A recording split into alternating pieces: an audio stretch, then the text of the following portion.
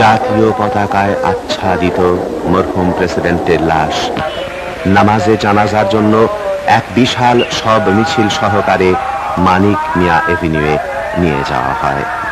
অস্থায়ী প্রেসিডেন্ট, প্রধানমন্ত্রী, মন্ত্রিসভার সদস্য, 3 বাহিনী প্রধান, কূটনীতিক, রাজনৈতিক নেতৃবৃন্দ, সশস্ত্র বাহিনীর সদস্য এবং সর্বস্তরের লক্ষ লক্ষ অশ্রু সজল শোকাকুল মানুষ শরীক হন মরহুম প্রেসিডেন্টের নামাজে জানাজায়। মিরপুর থেকে ফার্মগেট পর্যন্ত এবং আশেপাশের প্রতিটি সড়ক ও বাড়ির ছাদ সহ সমগ্র মানিক মিয়া এভিনিউ এক বিশাল জনসমুদ্রে পরিণত হয়।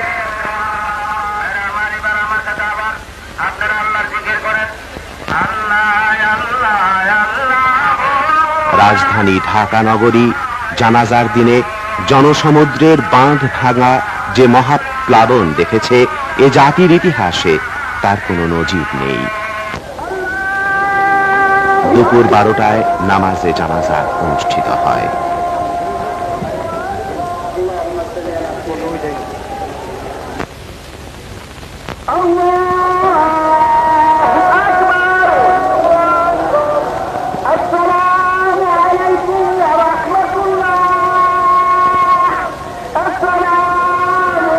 জানাজায় মরহুম প্রেসিডেন্টের রুহের মাগফিরাত এবং দেশের স্বাধীনতা, সার্বভৌমত্ব ও সংহতি রক্ষার জন্য সর্বশক্তিমান আল্লাহ তাআলার রহমত কামনা করে বিশেষ মুনাজাত করা হয়।